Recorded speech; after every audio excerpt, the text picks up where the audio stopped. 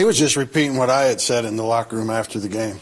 So, and that's, I told him, I said, we're going to have to deal with everybody thinking we suck. And, and all of us, not just players, coaches, everybody, the whole organization. And we need to deal with that. So he was basically just repeating what I had said. All right. So some candid talk there from Vic Fangio about where the Broncos are, and he's not pulling any punches. But, there are some reasons for optimism, Mark. When you look at the AFC, very top-heavy, New England, Kansas City. But once you get beyond those two teams, look at all the 0-3 and 1-2 teams. I believe that 10 of the 16 teams in the AFC are 1-2 or worse.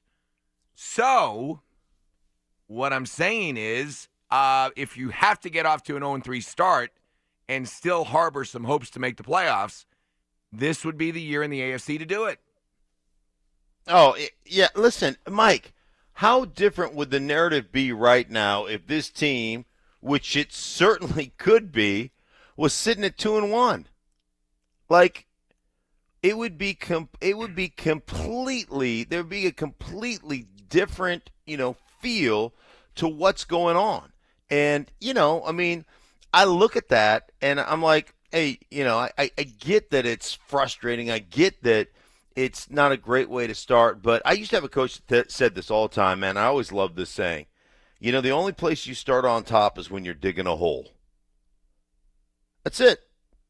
I mean, you got to dig your way out. You got to fight your way out. And so for me, I look at this like, what a great opportunity. It's not ideal by any stretch of the imagination.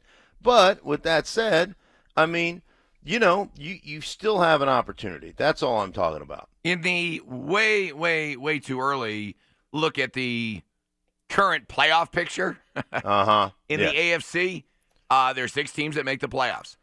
Right now, the 7th team. Care to guess who it is? The 7th team. The 7th team. I'll say Cleveland at 1-2. Nope, the Oakland Raiders.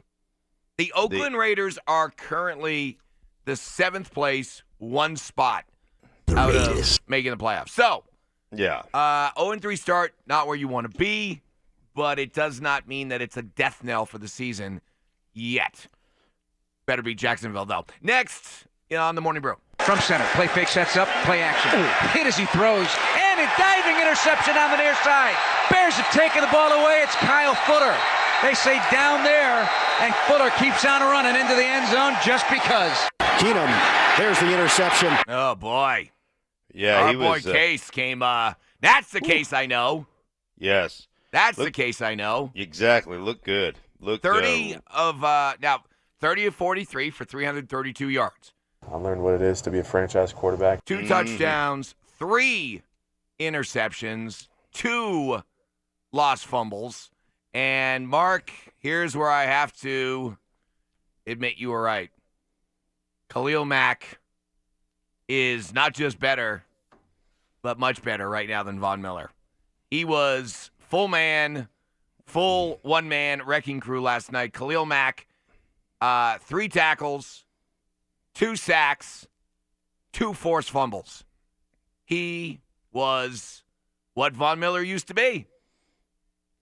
Yeah, Khalil Mack is a full-grown man. I told you, I thank you for admitting that I'm right. But I mean, also you should try it sometime. What? Well, if I'm admitting somebody else is right. If I'm ever wrong, I'll be the first to jump on that anger. That's not you. Yeah, but hey, first I got to be wrong. I mean, I can't admit that somebody else is right until I'm actually wrong about something. Which, listen, it's only been, it's only been 4 years, Mike, that we've been doing this. Eventually, you know what? Eventually, I'll probably be wrong about something. I mean, it's bound to happen eventually, right? Yep. So we just got to bide our time, Mike. That's all I'm saying. We just wait. By the way, Danny Trevathan, 8 tackles, 1 sack, one forced fumble. Why can't we get players like that? I don't know. Did you see the move he made, the old okey doke, where he just stopped? He started walking and stopped rushing, and the guard turned because he thought something was coming back, and then he just took off and got the sack. Did you see the sack? It was just such a thing of beauty. I mean, it was. He should win. What do you win when you do a good job acting? Because Lord knows I'm not going to win it. Well, is that an Oscar? Could be an Emmy. Could be an Oscar. I mean, what are we talking about here? He should have got an Oscar. Golden Globe, People's Choice. Oscar. Okay. A Razzie, you can win those two. Razzie's for the worst acting. Right. Next on the Morning Brew. I ran back downstairs. By that time, the ladder truck was pulling up, and ironically, one of my old coworkers took the ladder off the truck, raised it up, and was assisting people down. My man just started throwing babies out the window. Wow. We was catching them, unlike Aguilar. So, did you see this? Only in Philadelphia. So, this guy is on the news. He's telling the story about this fire at a building in which literally babies were being tossed out the window and being caught. And this guy took that dramatic moment as a Philadelphia Eagle fan to rip on Nelson Aguilar. Yes. Like Aguilar. Unlike Aguilar. Did you see his face, too? I know. He looked right at the camera and like rolled his eyes, like unlike, Yeah. Oh, my gosh. It was a scene. Didn't they do that in Seinfeld where... Was it Buckner that caught the baby? Yes. Yes. No, it was Curb Your... I think it was Curb... No. Yeah, no, it was Buckner with Curb Your Enthusiasm, I think. Oh, was it Curb Your Enthusiasm? Yeah. Oh, my God. Yeah, he did. He caught a baby, yeah. Yeah. He was catching them, unlike Aguilar. Philly fans are, oh, my, they're insufferable. That's just amazing. won a world championship 2 years ago, I know. guys. That's 2 amazing. years ago. So NFL news. Saquon Barkley out 4 to 8 weeks, and our buddy Adam Schefter saying that it'll be closer to 8 weeks. So all that Daniel Jones hysteria, lasted as long as it took for that news on Barkley to come out. So, and then Jalen Ramsey. I guess we all wait to see if Jalen Ramsey. This will be their off day for the Jags. So, called in sick yesterday. Yeah. Really feeling it, Mike. And meanwhile, the Jaguars say they have no interest, no intention right now to trade him. They're holding out for 2 number ones for him. Well, I mean, good luck. He's making it clear that he has no. I mean, if you can't win a division rival game where you blow somebody out, everybody's excited about Gardner Minshew and this, that, and the other, and you can't show up on Monday because you can't, show up on Monday because you're just disgusted with the organization. Like, there doesn't seem to be any fixing of that situation, right? I mean, it's going to happen, which is good. For me, I'm like all for it because I look at it like, hey, great. You're playing the Broncos. I appreciate it, right? Next on the Morning Brew. Jamal Murray finds Jokic. Look at his pass. Harris goes. The reverse. Oh, Gary Harris! How did he do that? TNT. So ESPN is doing their top 100 NBA players, and they did 100 to 51, and a couple of Nuggets showed up on the list already. Paul Millsap coming in at number 85 on that list. And let me see. I had the number here. Make sure I have it. Gary Harris came in at number 70.